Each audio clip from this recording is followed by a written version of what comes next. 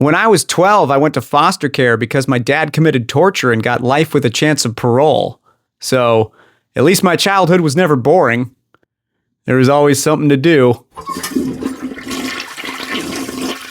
Welcome to Trauma Dump, the podcast where we just dump a whole bunch of trauma onto you, the audience. That sounded weird, but we're going to keep on pushing along. So welcome to episode 3. Earlier in this podcast, we've gone over certain things about my childhood. I gave you guys an overview of what had happened in the first episode. And then we just talked about the normality of abuse in episode 2. So I wanted to do something a little different for this one. Wanted to go a little bit happier. I always thought it was very weird, but tragically beautiful, how some of the best memories can come during the worst period of your life. As tragic as foster care was, because there were absolutely some really, really bad moments, there was also a lot of positive moments, like the shelter. It was actually a place that I look back on with a lot of really good memories. There was a lot of good people that I shared that shelter with. I felt safe. I felt like I had structure, probably for the first time in my childhood, or at least the first time in a long time. And it's something that I really just look back fondly upon. So I wanted to go ahead and talk about that today. When we got put into foster care, we had initially gotten put into an actual foster home with a foster parent whose name was Kwana. And my brother was the first one to get taken away. So when we all got put into that house, it was just really because they didn't know where to put us. They didn't know what the plan was for how they were going to deal with our situation. So my brother was about 16 at the time, I believe, and he was really kind of the father figure of the household for us kids. So what was told to me later on was that they immediately wanted to get him away from us, because they didn't know what type of influence that he had. When I say they, I mean CPS, Child Protective Services. So they wanted to get him away from us because they felt that he had too much influence over us, and we needed to be away from that and kind of be more independent and be able to think for ourselves as part of our healing journey. So I want to say that was day 2 is when they took Ryan away. And that was really terrifying for me because I'm the second born. So I was kind of used to being in that role where, hey, I'm not in charge. I get to reap the benefits of being the older child, but none of the responsibilities, in a sense. It was a really sweet gig. You know, the middle child really gets a lot of kind of crap thrown his way throughout history, but there's definitely some good parts, and that was one of them. So Ryan goes, and now I'm realizing that, hey, I have all of this responsibility on me, and I have to look after my sisters. And I was not prepared for that. I was very scared, and I was very just nervous about the fact that I felt alone. I didn't have like my buddy to get me through this. So I've talked about that a couple times in this podcast, and I'm sure that I'll talk about this more. But long story short, it was about, I want to say a week later was when they decided that they were going to take me out of that home and reunite me with Ryan. And it was a very bittersweet moment because obviously I didn't want to leave my sisters behind. But at the same time, and I hate myself for saying this, but I felt relieved that I was no longer in that position where I was the one in charge, where I was the one who was having to be the older brother and look after my sisters. Unfortunately, I look back at my past and I really did fail as an older brother for most of my childhood. And it really sucks. It's something that I'm bothered about today. But like I said, that'll be a different episode. We're talking about the shelter. So I get reunited with my brother and they send me over to the shelter. It was this place called New Morning Shelter. And I was 12 when this happened. So I remember that because they made such a big deal about this. They're like, usually we don't accept kids your age, but you, Alec, we're going to make an exception for you and you're going to be a big kid. All right. You're going to be one of the big kids. Can you be a big kid? I'm like, yeah, that's fine. Right. Like I remember like, just kind of staring at him going like, they're making a big deal out of this, but like, I think I'm going to be fine. So I remember I get situated into the shelter. We had two other shelter mates there, Twyla and Brittany. And immediately I kind of got a good sense of who Twyla was. She was this rough and tough type of chick. Very much just had this like, in your face attitude. And so immediately I had to get her respect. Like I looked up to her just immediately. I was very taken with Twyla, this very older sister type energy. And I was the little hellbringer of my family. I was the chaos child. So naturally, I'm going to see that in somebody else, and I'm going to be like, you, me, friends forever. But my version of trying to get her respect was just, being a little jackass to her, being a little smart aleck, if you will, and teasing her and all that. So we immediately kind of established a relationship of she was going to give me shit and I was going to give her shit, right? And then there was Brittany. Brittany was the more, I would say, soft-spoken of the two. She was still like, she carried herself fine. She wasn't like overtly shy. She was just basically more chill, if you will. I remember seeing these two ladies. They were, I want to say, 16 and 17. And for me as a 12-year-old coming into this situation, I'm just like, ooh, older women. I must impress them, right? So it was quite a change. I was very taken with both of them, and I remember thinking that Brittany was rather good looking when I was a kid, and and then like I said with Twyla, it was this very kind of older sister type vibe of like, hey, I want to impress this person, right? So I remember the first experience that I like, the first real bonding memory that I have from that place. We would do these group meetings for the house, where basically the counselor and the person who was in charge of the entire shelter would come out and basically explain what was going to go on for the day, what was going to go on for the week, any new updates that were happening. And the big update at this point was the fact that I was coming into the shelter, and, it was like, oh, hey, this is Ryan's little brother. Everyone go ahead and treat him well. And I remember me and my brother are sitting on the couch, and I don't know if he caught on to this and he just started doing it.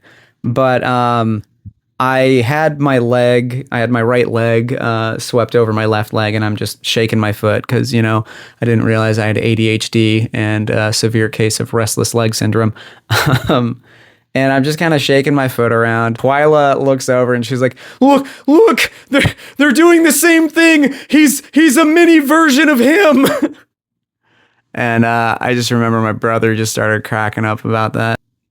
I think like the coolest thing that the shelter was able to provide for me, and I can't speak for my brother on this, but at least for me, was this camaraderie of understanding. When I went through the abuse that I did as a kid, it was this weird kind of feeling, man. Because like I'm 12 years old, and I think in middle school everyone's very self-conscious about who they are. They're trying to build themselves up to the people around them. So for me, it was this really weird and unearned like street cred, if you will, like the cringiest way that I can explain that. But I remember, and honestly too, it might not necessarily have been because of some sort of vanity or narcissism. I mean, don't get me wrong, I'm sure that was definitely a part of it. But I think it was also kind of a response to trauma of this was such a huge thing that had happened where I needed to talk about it all the time. So I remember being the foster kid really became like this core piece of my identity of who I saw myself as. That was my thing, as crazy and sad and fucked up as that sounds. But I think a big reason for it, looking back on it, was just the fact that I grew up in this very affluent neighborhood where there was a lot of privileges. There was a lot of people who came from families with opportunities that not everyone else had. And, I didn't realize that I had those opportunities myself, growing up.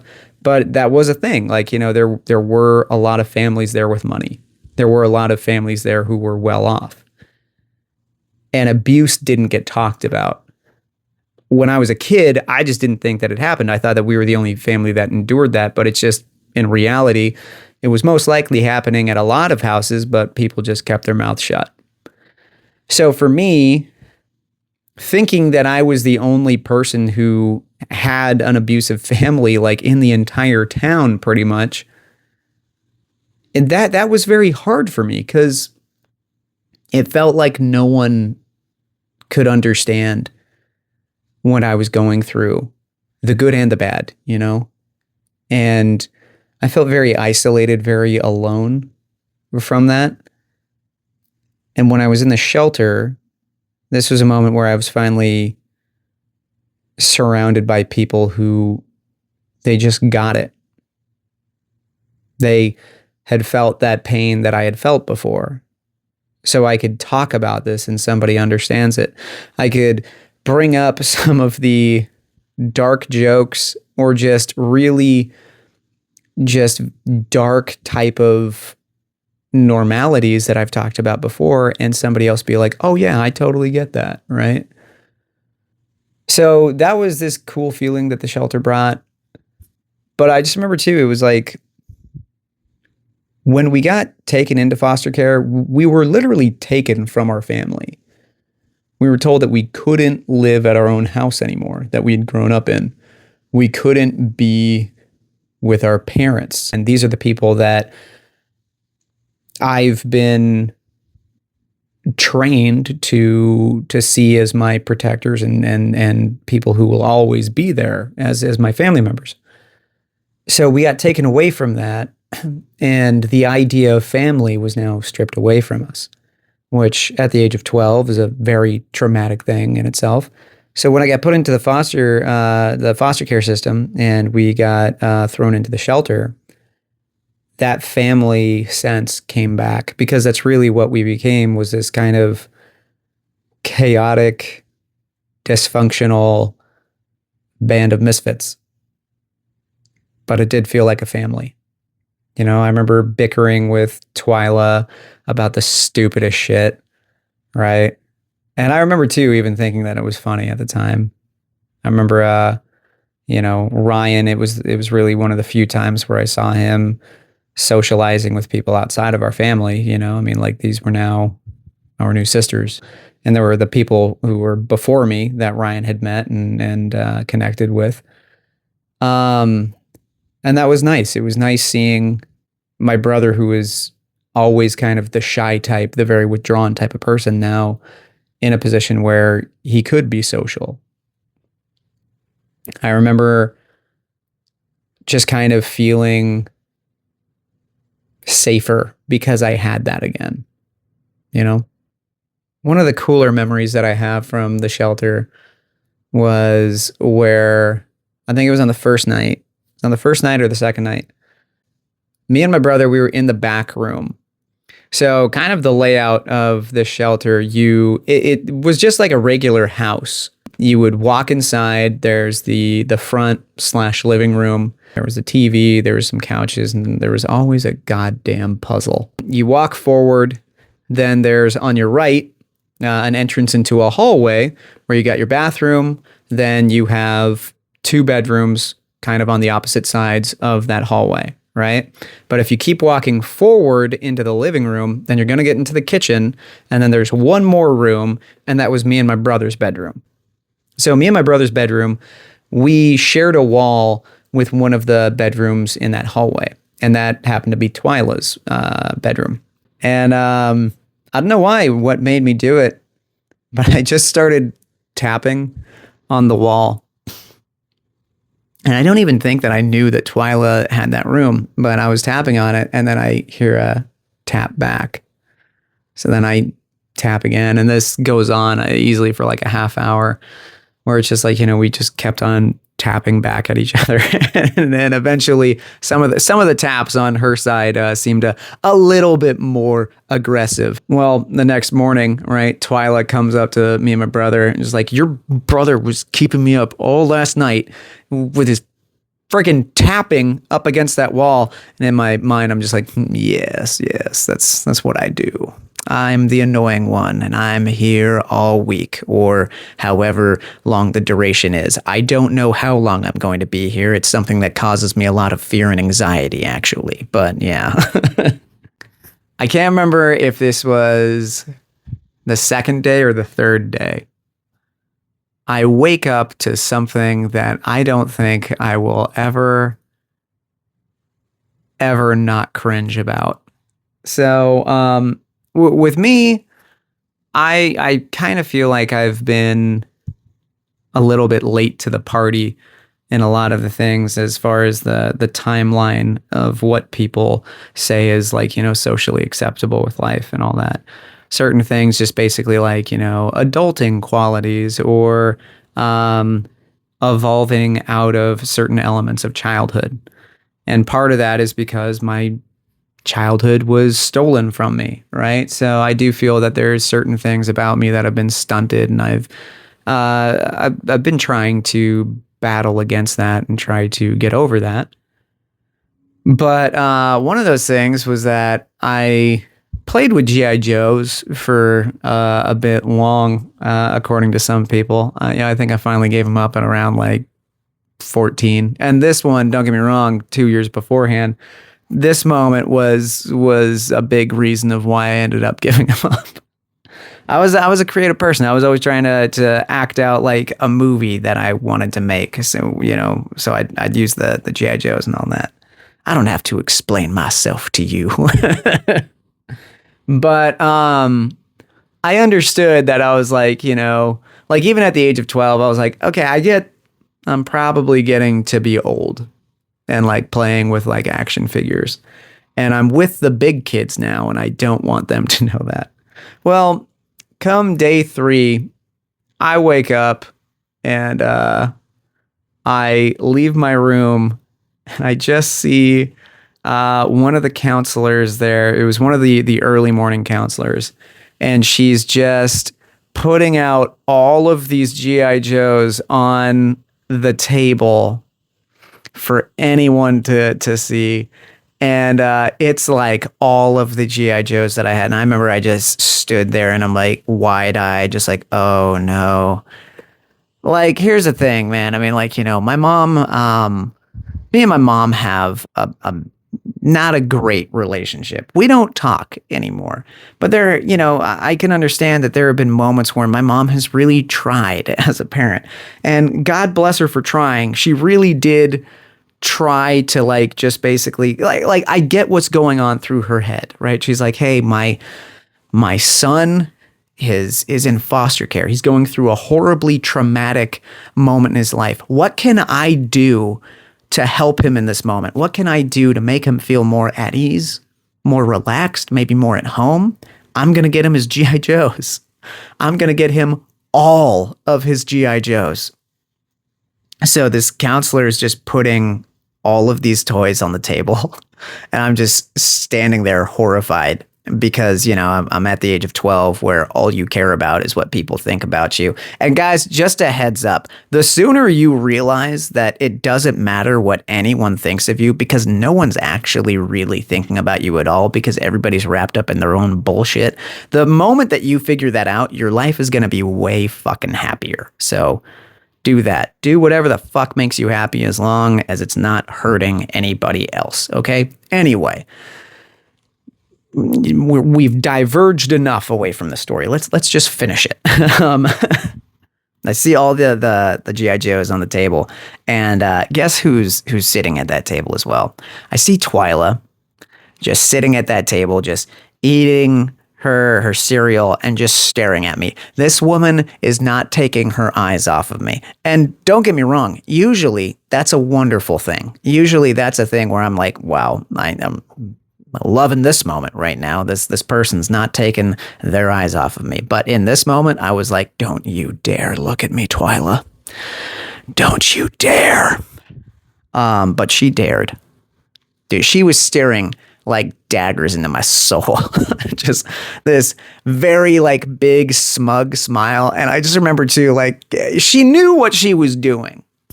She knew that saying this, that just making any acknowledgement to this was going to kill me inside. Because she looks at me and she's like, you like G.I. Joes, huh? I remember just like literally, have you guys ever had like an embarrassing moment where your whole entire body feels like it's on fire? And then later on, like 10 years later, you'll just be driving to work. And then out of nowhere, your brain, being the asshole that your brain is, decides we're going to think about this horrible memory. And then you like actually let out like some sort of incoherent noise to just stop thinking about it, right? Just you're just driving, minding your own business. Memory.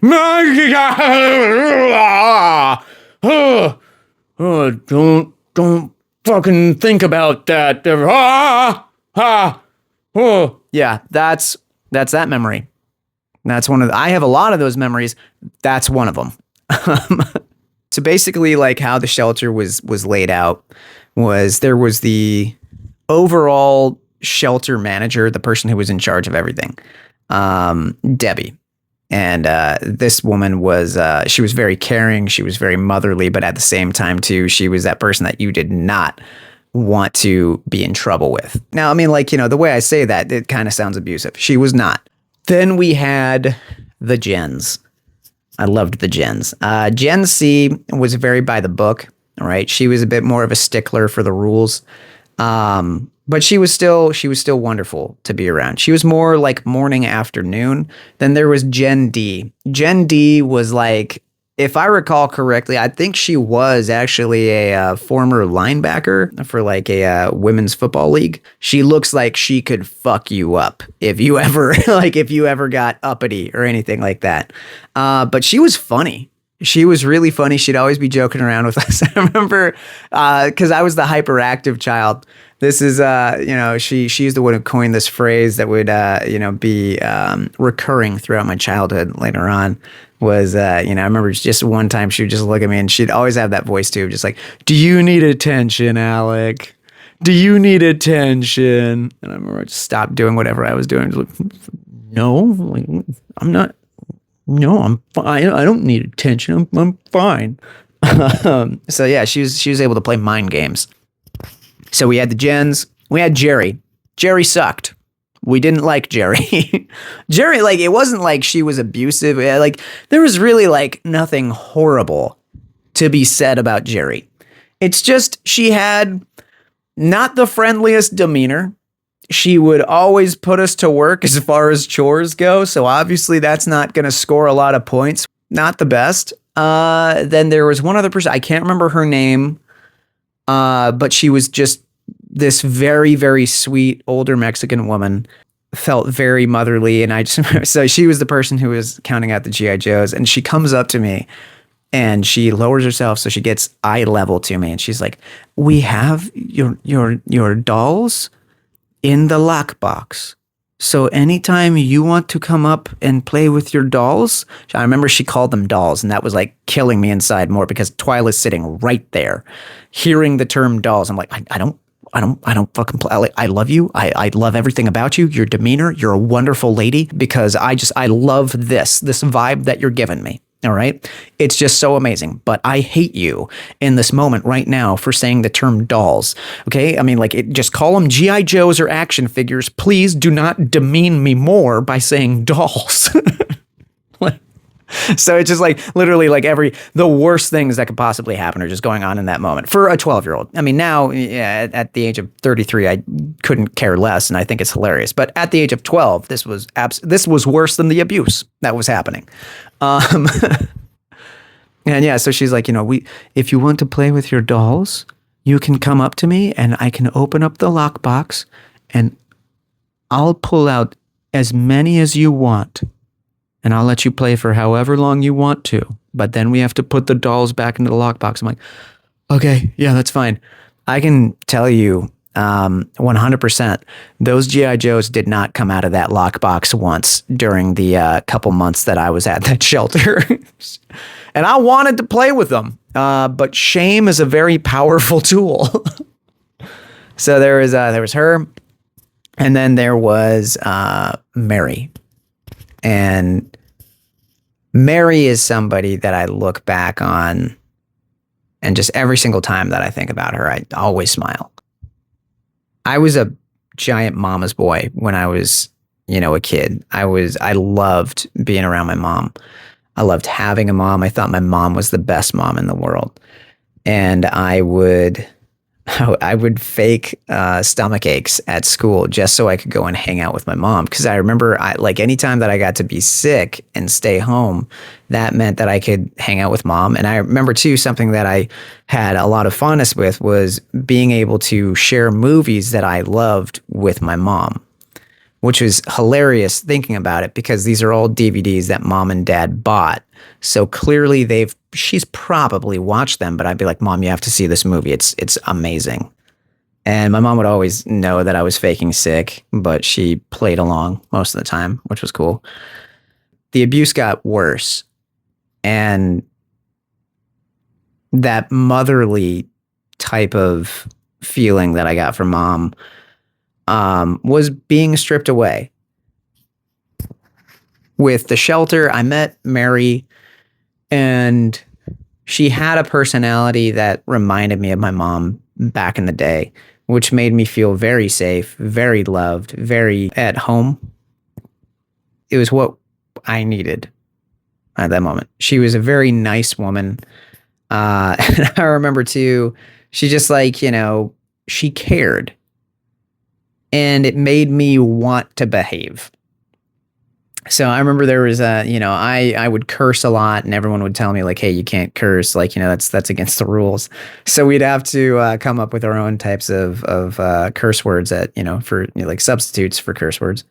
But I remember anytime if I let one slip around Mary, I would always just feel like the most ashamed that I've ever felt in my life, right? I'd just be like, oh my God, I'm the worst person. I said the SH word in front of Mary, guys. This is ridiculous. How could I do that to her? I would feel like it was a personal attack on Mary to curse around her.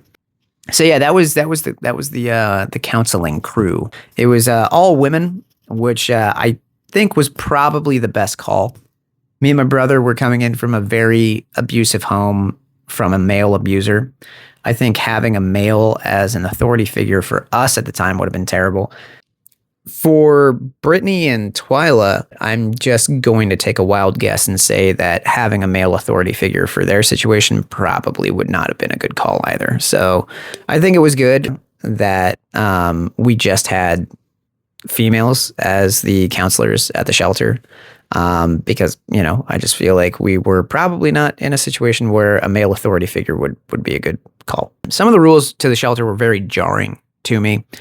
We had come from a household where we had an abuser as a parent. We came from a household where the TV was a parent to us as well. We'd be huddled around the TV, watching movies, watching TV shows, whenever we weren't experiencing the abuse. So when we came into the shelter and they're explaining, you only get TV once a week. You only get video games once a week. I was damn near ready to lose my mind. I was like, the fuck did you just TV, video games once a week? And they were very focused on hey, you got to do your homework. You got to do chores. We got to have, group time. Got to talk to your therapists. So one of the ways that we kept ourselves sane was cards.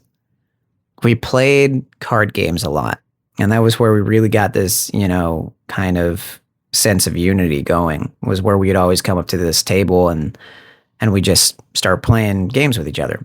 The three main ones that we did was the card game Kill. That was the biggest one.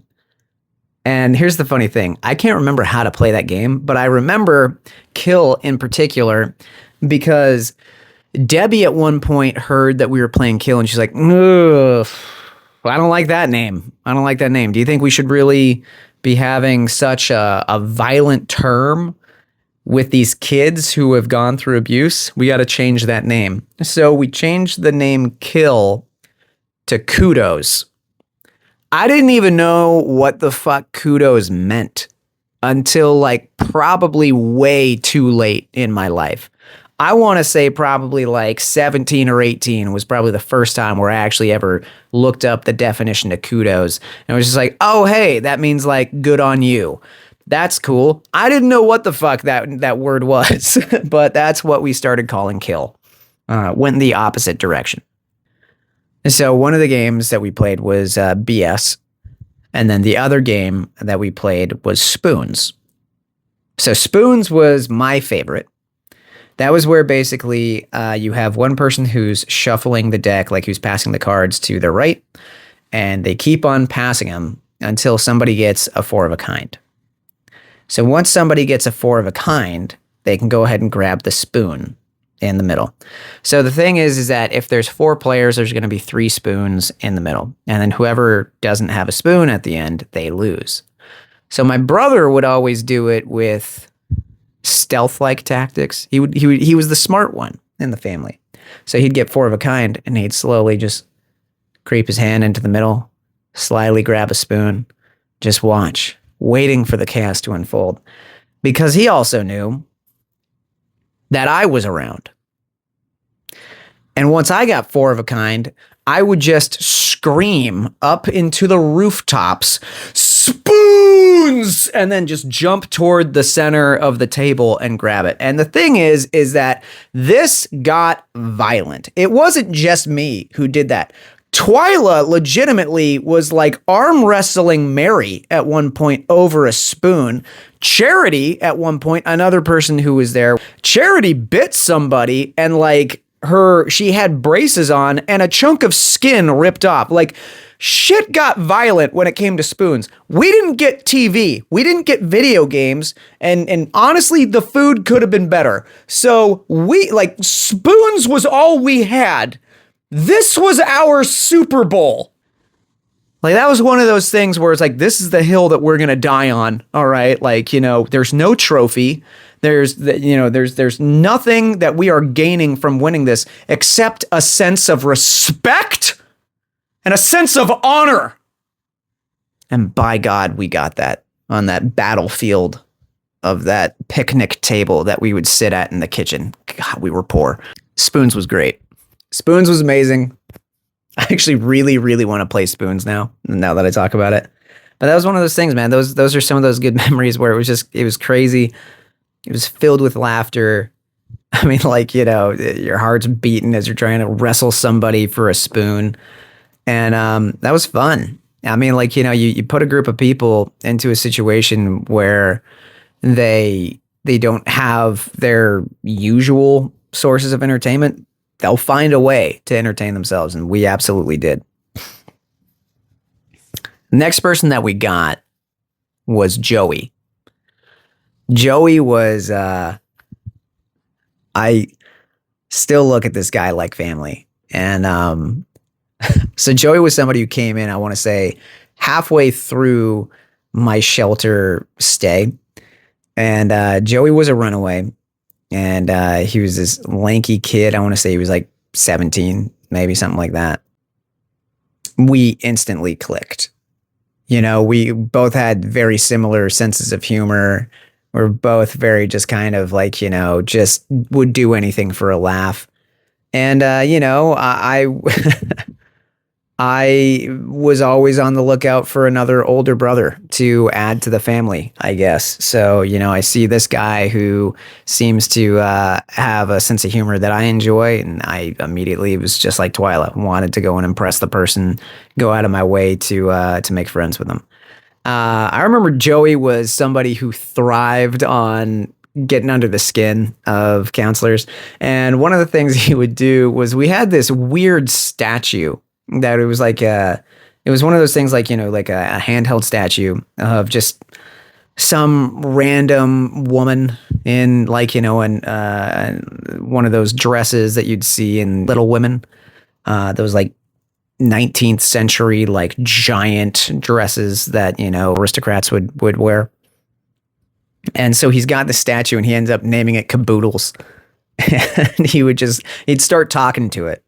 And Jen, one of the Jens, Jen D, she realized it was a joke, right? So sometimes she'd even play along, but there was like Gen C did not realize it was a joke. And she was very concerned. I remember she would talk to us about it. Like, should we be worried about Joey and Caboodles? Right. and when she would say and Caboodles, it was just the funniest thing to hear a grown adult actually acknowledge this statue that Joey had named. And he'd do the voice for it too, right? Like he would talk to it just are we hungry, Caboodles? I don't know, Joey. So they legitimately were like, okay, red flags, watch out for that kid.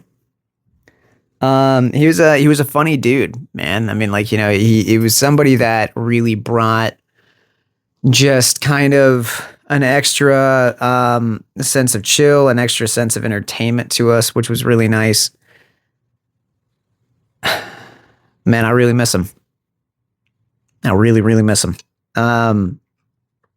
But yeah, he was somebody that instantly clicked with all of us. If you've got a tight group of people, then you add somebody else, you do run the risk of that feng shui to that group being just out of sync, right? But Joey he just meshed right in. He was fine. He was copacetic, baby. He was one of us. I really did look up to him like an older brother.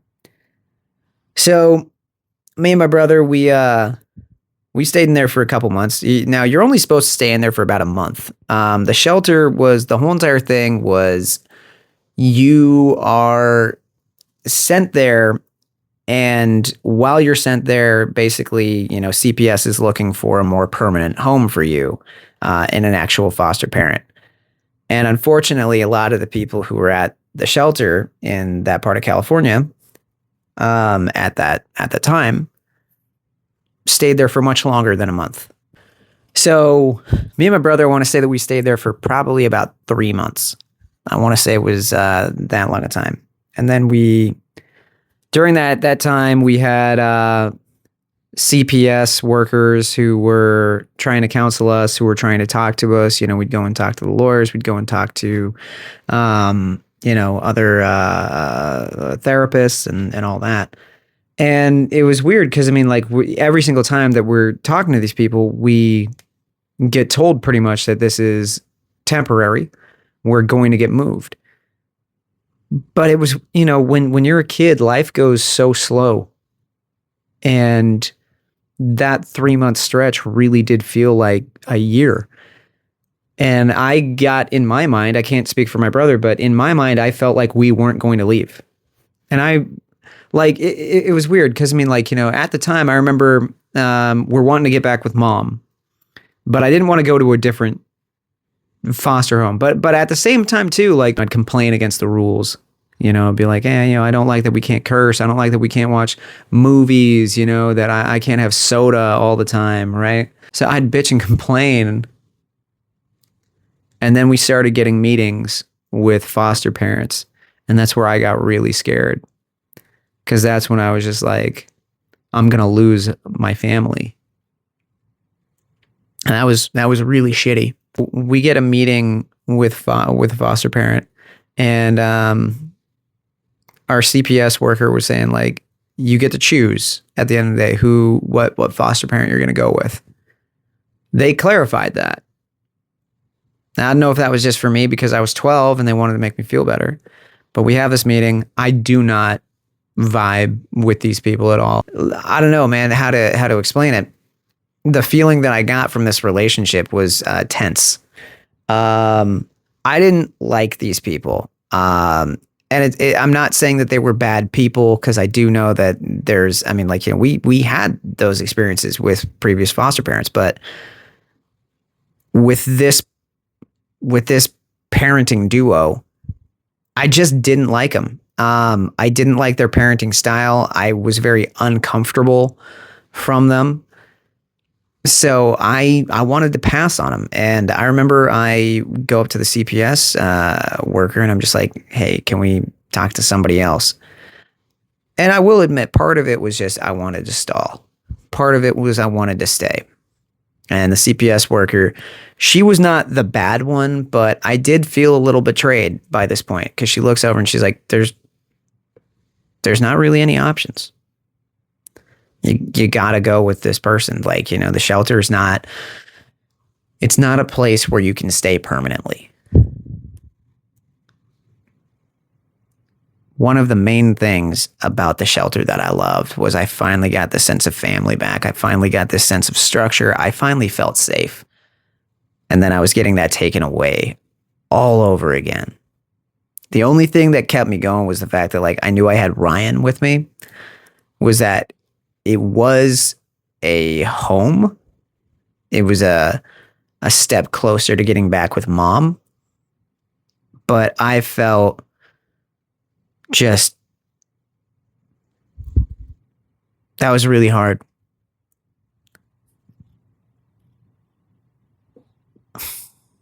Being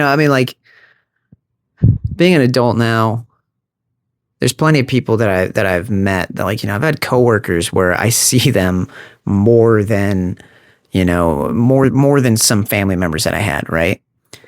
And I never got that bond. There were some people that I would go into the office with back in the day, and I would see them for years and just didn't really vibe with. When I was a kid, there were some people that I could meet for a couple days and I just would bond just so purely, so closely. And those were bonds that I would just truly care about. And the thing is that I stayed with these people for 2 to 3 months, and it felt like such a long time. These were people that I really did feel like family with. And now I was going to lose them. And that was very triggering for me. That was very traumatic. So I remember we get told we're going to have to go. We're going to have to go with his family. And, we're having to deal with that. I don't exactly know what Ryan was feeling. I mean, I'm first and foremost, I'm not him, but it's also too, Ryan was, he was very good at hiding his emotions. I know that he connected with these people. Maybe not in the same way that I did, but I know he cared. So I know it had to have been hard on him. I remember that last night that I was there. I was in my room and I hadn't tapped on the wall in a long time. And, it was something that me and Twyla had stopped doing. I was laying there just feeling just defeated. And then I hear tapping on the wall. And I didn't tap back because I wanted to just kind of pull my sheet over myself and cry. That's how I was feeling. A couple minutes go by and then I hear tapping again. Begging for me to participate. That's what it felt like to me. And then I tapped back, and me and Twyla tapped the wall for a good 30 minutes again. And that was my way of saying goodbye. Because the next day, she was really standoffish. She kind of put up a wall, and she didn't want to say goodbye. I think she said the words eventually, but she just didn't want to. I get it. I don't blame her for that. I go over to Brittany, who I had a bit of a crush on, when I was a kid. Go and say my goodbyes to her. And I go to Joey. That one sucked. That one sucked. I remember I'm sitting outside with him, and I literally am just just dumping out all my feelings of just like, hey man, like you're like family to me. You're like a brother to me, and I'm really gonna miss you, and I really care about you. And Joey was not, at least at the time, he wasn't the most. He didn't have the biggest vernacular, so he didn't say much. But I remember it being a positive response. I remember I gave him my, because I didn't have a cell phone yet, so I gave him my mom's phone number. I wonder if he ever called. I wonder if he ever called.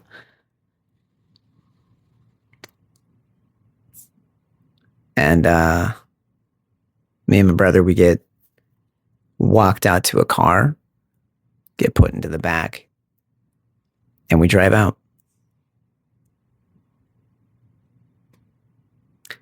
And I never stayed at that shelter ever again.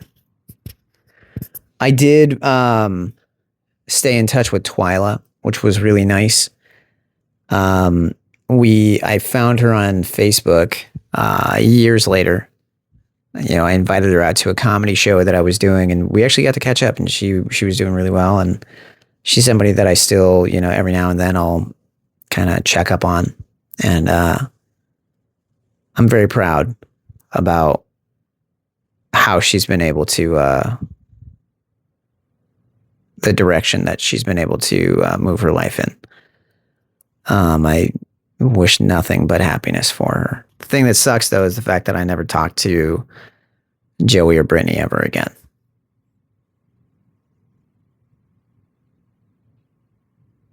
I still think about them to this day. And it's not like I don't know, man. I mean, it's just, I just want to know that they're okay. We went through something that not everybody goes through. We went through an experience that not everyone can relate to. We were just kids, and we went through that together. And that mattered to me. That still matters to me. And I just want to know that my family is okay.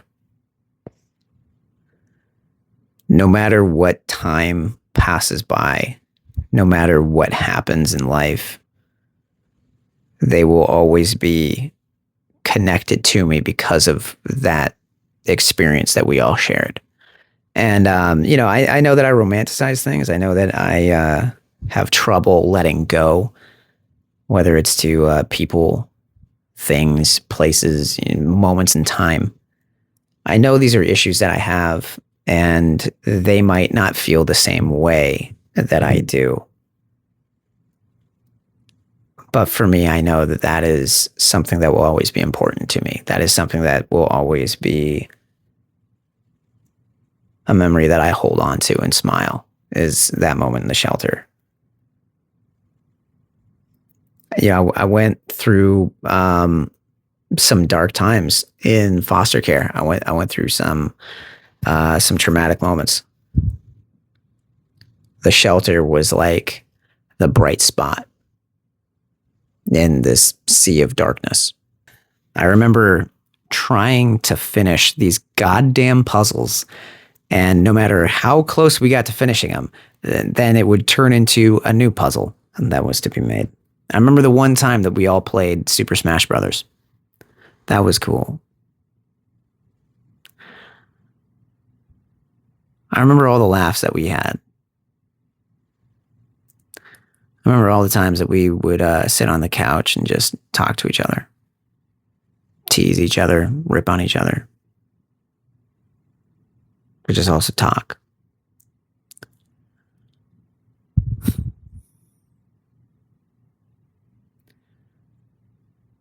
I miss that chaotic band of misfits. I miss my dysfunctional second family. So, on the off chance that Joey and Brittany are listening to this, I can't imagine that you guys are, but on the off chance that you guys are, I just want you to know that I love you and that I hope that you guys have had the most happiness and success that you guys can have.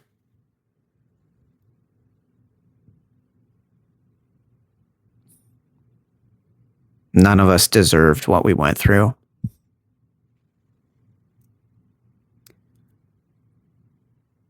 And I hope that you guys are at a point where you can find peace and happiness and love that you guys deserved. That is going to be all for episode 3, The Shelter. Hope you guys enjoyed that. I don't know what we're going to be talking about next episode. But if you guys do like this, please go ahead and hit that subscribe button if you're watching this on YouTube. Also, too, the unedited versions are on Patreon. When you go ahead and sub to my Patreon, that helps me so much. That is huge support to me. I'm trying to make content creation my career. Patreon is definitely going to be something that's more of a consistent and steady paycheck. So if you want to go ahead and support me, that is the best way to go ahead and do that. It's only $2 a month. We're going to put up a bunch more exclusive content on there. But, right now in particular, we have these unedited versions of the podcast up and running. Before I go, I just want you to all know that you are all people of value. You guys all matter in life. How you feel matters. I just want you to know that if you were not here, there would be people who would be devastated that you were gone. And I want you to know that I'm proud of you for getting up out of bed this morning and choosing life. Have a good one, guys. Stay safe. And I will see you next time.